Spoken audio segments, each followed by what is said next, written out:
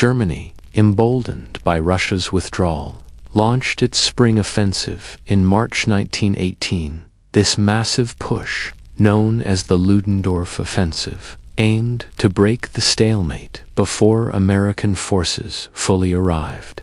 German casualties mounted, depleting their last reserves of experienced soldiers. This final, desperate gamble ultimately failed to achieve a decisive breakthrough. The initiative was about to shift dramatically. Initial gains were significant, pushing deep into Allied lines and threatening Paris once more. Their presence boosted Allied morale and provided much-needed manpower. General Ferdinand Foch was appointed Supreme Allied Commander, uniting the disparate armies under a single strategic vision. This coordinated assault involved massed tanks, artillery, and infantry. It was a devastating blow, later called the Black Day of the German army. Faced with imminent defeat and internal unrest, they signed an armistice on October 30th, 1918. Their centuries-old empire was effectively dissolved. Internal dissent and nationalist movements tore the empire apart from within. They sought an armistice on November 3, 1918. Revolutionary fervor swept through the nation, fueled by war, weariness, and starvation. Sailors at Kiel mutinied, refusing orders to launch a final, suicidal naval attack. However, the offensive quickly outran its supplies and exhausted German manpower. Workers' and soldiers' councils formed, demanding an end to the monarchy. It was less a negotiation and more a capitulation. Facing an impending revolution, Kaiser Wilhelm II abdicated on November 9, 1918, ending centuries of Hohenzollern rule. The Allied lines bent but did not break, absorbing the attacks with remarkable resilience. The formidable Hindenburg Line, Germany's last major defensive barrier, was breached in late September. They met in a railway carriage in the forest. Germany had no bargaining power left. Each arrived with distinct agendas and national interests. His vision was idealistic, aiming for a peace without victors. Morale among German troops plummeted as retreat became a constant reality. He sought to cripple Germany militarily and economically to ensure French security. Lloyd George sought a balance, aiming to rebuild Europe while also satisfying British public demands for justice. Allied forces, now utilizing combined arms tactics effectively, pushed forward relentlessly. German defenses began to crumble under the sustained pressure. The guns on the Western Front fell silent, ending over 4 years of unprecedented slaughter.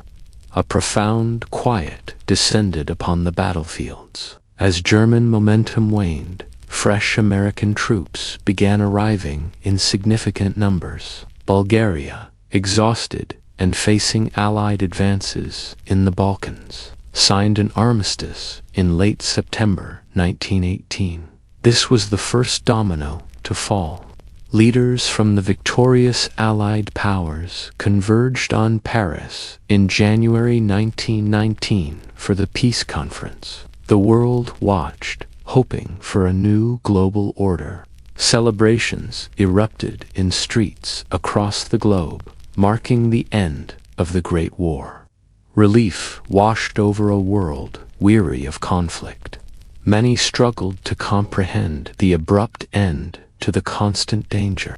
Their lives were forever marked by the horrors they had witnessed. On August 8, 1918, the Allies launched the 100 Days Offensive with the Battle of Amiens. The breakthrough at Amiens marked a turning point, signaling the beginning of Germany's end. Successive Allied victories followed, demonstrating superior coordination and materiel. Meanwhile, the Central Powers' allies began to collapse.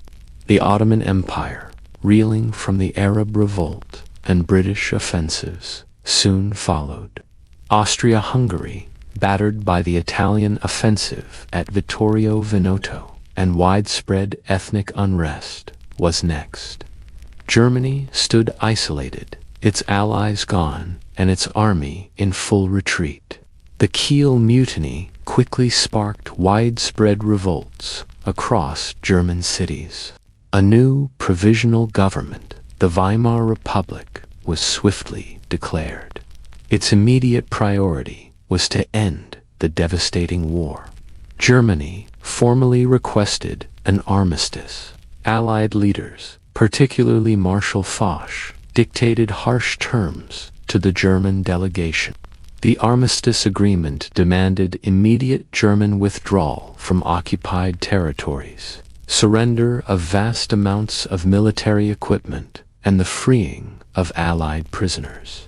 At 11 a.m. on November 11, 1918, the armistice officially took effect. News of the armistice brought widespread jubilation to Allied nations. For the soldiers, the silence brought a mix of profound relief and enduring trauma. With the fighting ceased, the arduous task of forging a lasting peace began. The Big Four dominated the proceedings.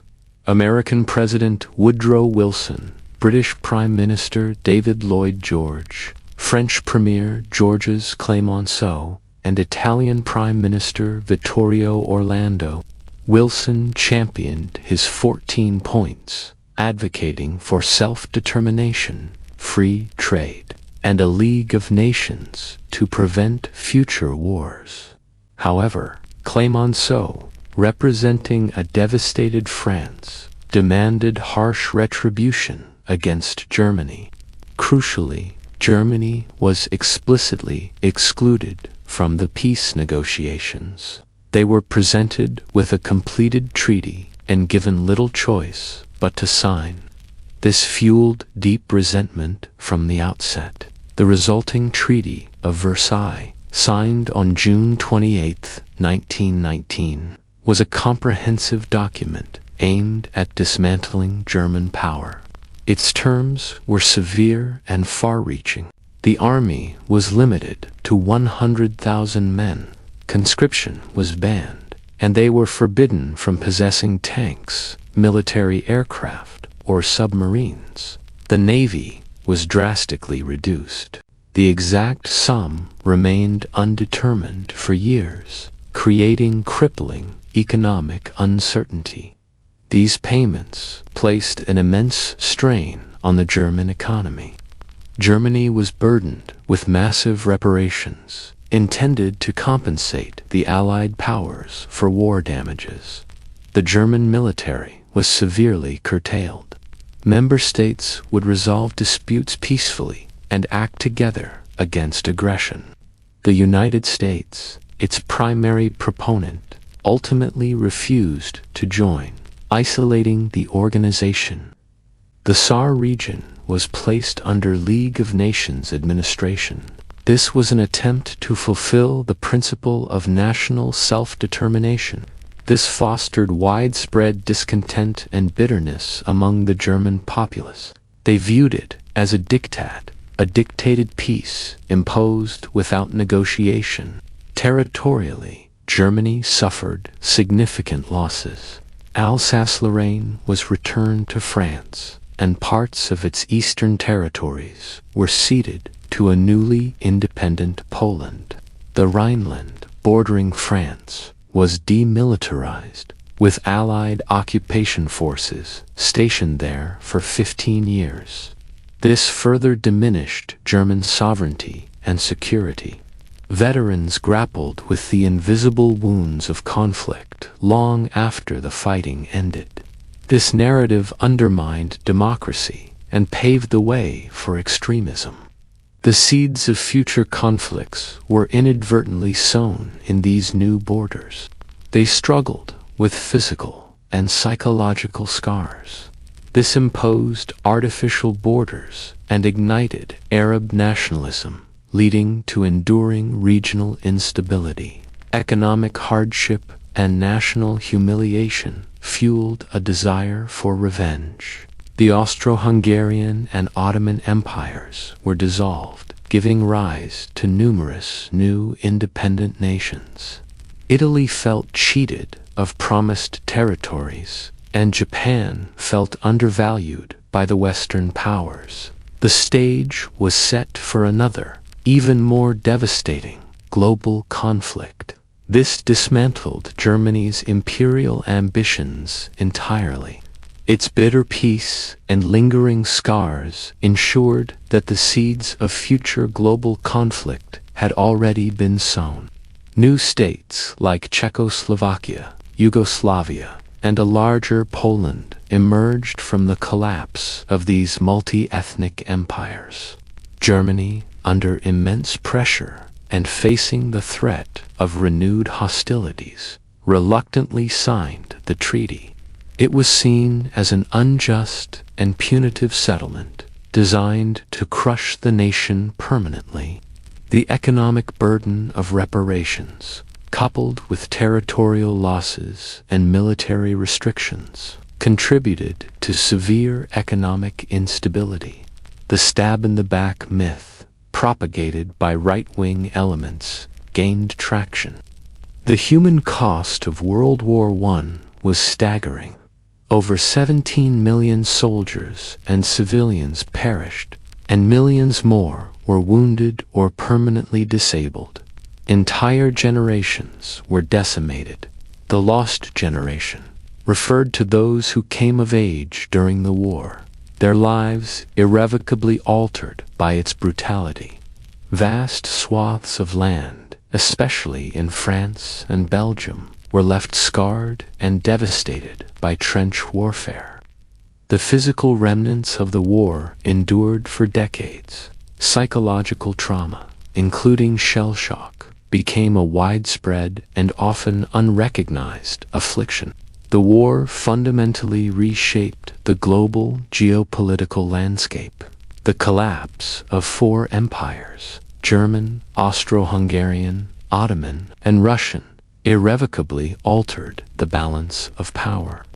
New nation-states emerged in Europe, often with unresolved ethnic and territorial disputes. In the Middle East, the former Ottoman territories were divided into British and French mandates. These unresolved issues and the failures of the post-war peace directly contributed to the rise of fascism in Italy and Nazism in Germany. World War I was not the war to end all wars, but rather a prelude.